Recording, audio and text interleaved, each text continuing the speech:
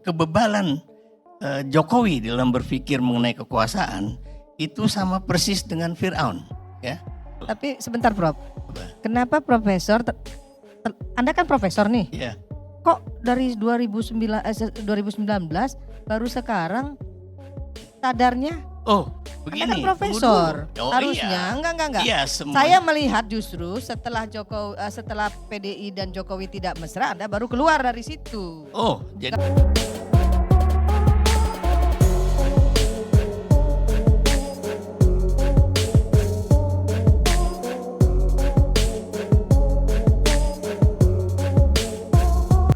Assalamualaikum warahmatullahi wabarakatuh. Halo Sobat Gerobakan Gokil semuanya, menyala ya untuk hari ini ya.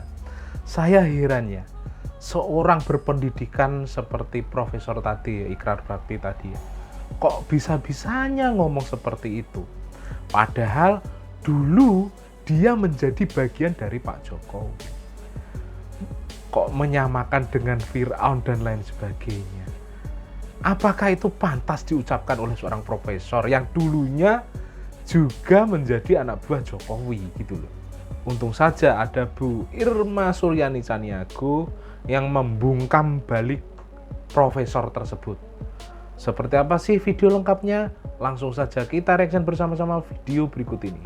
dan saya melihat mengapa dulu si MH Ainun Najib itu mempersamakan Jokowi dengan Fir'aun, ya. Saya berpikir kayaknya Cak Nun itu bukan ingin bicara bahwa si Fir'aun itu jahat, pembunuh dan sebagainya, tapi yang ingin dikatakan bahwa kebebalan Jokowi dalam berpikir mengenai kekuasaan itu sama persis dengan Fir'aun, ya. Bagaimana Nyebut, saya bisa Pak, mengatakan nyebut, demikian just ya? tua. Saya melihat ya, semua itu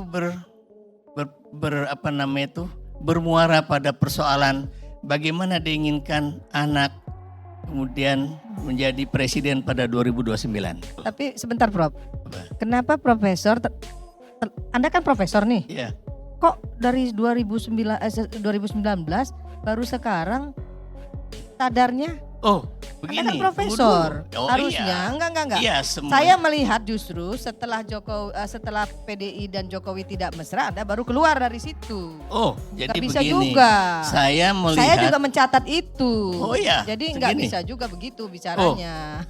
Gini, Jadi, tunggu dulu. netizen itu saya paham loh, ingin Pak. jelaskan dulu. Ada proses. Tadi saya katakan ada proses. Jadi jangan juga Saya bilang melihat. seperti itu. Saya melihat ya apa yang terjadi pada 2019 itu ya. Ini saya pikir kok ini Mega kok biarin aja gitu kan. Kenapa demikian? Ada suatu keanehan ya. Apa yang terjadi di DKI itu adalah dicoba diulang pada proses di Solo tersebut ya. Dan jangan lupa ya, mengapa ada calon boneka yang tadi dikatakan itu kalau Anda lihat kalimatnya mencegah misalnya terjadi instabilitas politik dan keamanan di wilayah Solo pada saat itu. Karena kalau kemudian Gibran itu terpilih melalui suatu proses calon kota kosong, itu pasti penerimaan masyarakat begitu rendah. Makanya kemudian dibuatlah calon boneka gitu kan. Dan ini juga yang akan dibuat dengan DKI tadinya ya. Apa tuh? Oh, kalau pada masa itu iya, ya. Pada masa itu iya. Jadi Mega itu terlalu baik dengan Jokowi sehingga permintaan tentang anaknya, tentang Bobi di Sumatera Utara, di Medan ya, itu masih terus diberikan lah gitu ya. Dan tapi kita tahu ya, kemudian pada saat yang belakangan ini tidak. Dan saudara ini tadi Pangi benar ya, bahwa persoalan Jokowi dengan Mega itu memang persoalan periode ketiga ya, yang tidak ingin diberikan oleh Megawati. Kenapa? Karena itu bertentangan dengan konstitusi ya. Jadi itu memang benar dilakukan ya. Kalau dikatakan tadi loh, kok Puan kok ngasih? Karena udah tahu ya, kalau saya mau berterus terang, Puan juga merasa akan ada sandera. Salah Prof. Apa? Puan bukan ngasih. Puan mengatakan ke publik bahwa Pak Betul, Jokowi tidak tidak pernah ada. minta 3 periode. Betul, Itu yang saya bilang. Pernyataan itu buat Makanya saya. tadi saya men-challenge apa yang disampaikan Faisal. Gitu loh. Iya, kenapa Puan melakukan itu? Anak dan itu ibu loh, ini lagi-lagi- bicaranya beda loh. Ya, Itu betul. juga biar- Tapi yang jelas pernyataan itu bertentangan dengan pernyataan baik dari Megawati sendiri maupun Hasto Kristianto sebagai Sekjen PDIP, ya. Itu jelas, ya. Dan kemudian kalau Anda pikir, Anda lihat juga ya, usaha Jokowi baik terkhususnya tentang Pilkada Jakarta, ya.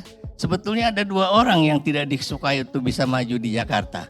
Selain Anies, ya, itu adalah Basuki Cahayapurnama, ya. Dan kenapa Anies menjadi orang yang sangat tidak disukai? Lagi-lagi saya harus berterus terang, ya, karena biar bagaimanapun Anies adalah orang yang bisa maju di dalam Pilpres 29 kalau terpilih menjadi gubernur DKI, karena biar bagaimanapun dia akan mendapatkan dukungan jauh lebih besar, ya, pada tingkatan nasional yang terkait dengan pendekatan agama. Dan saya beritahu sekarang di sini, ya, Anies itu, Bang, sebetulnya sudah banyak yang mendukung untuk menjadi calon presiden, bukan baru sekarang, Bang. 2004, ya enggak? Nah, itu makanya bagaimanapun pokoknya Jokowi pasti akan usaha keras supaya orang satu yang namanya Anies Baswedan ini tidak masuk menjadi calon gubernur DKI. Saya tahulah isi perutnya partai-partai politik, dan itu namanya bahwa pokoknya saya tahu, kan. Nah, itu yang dipakai oleh Uceng, ya, sebagai suatu poin. Sebetulnya Jokowi sudah bisa diimpeach. Kenapa? Karena itu juga terjadi di Amerika Serikat pada zaman pemilihan Nixon dan Kennedy, kalau nggak salah, ya.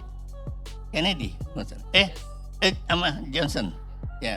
Ketika Presiden Nixon berupaya menggunakan intelijen memata-matai kantornya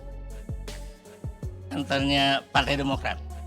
Jadi karena dia menggunakan data intelijen, wah ini sama ini dengan kasus. Nah. Ya. Kan BIN-nya PDIP. Oh, Intelijen kita kan BIN-nya PDIP. Itu gimana begini. Nggak, ini ya. saya tanya. Oh iya. Hanya ya. bertanya nih. Saya tidak menyatakan apakah ketawa BIN-nya siapa. Yang jelas penggunaan aparatur yang intelijen negara, baik itu yang dikatakan apakah itu BIN ataukah kemudian BSSN ataupun BAIS, ya, itu buat kami adalah suatu yang diharamkan, ya, menggunakan intelijen untuk memata-matai partai-partai politik. Jadi intinya begitu, bukan kemudian apakah ini orangnya PDIP ataukah ini orangnya presiden dan sebagainya. Intinya adalah penggunaan institusi negara di bidang intelijen, suatu tindakan yang diharamkan.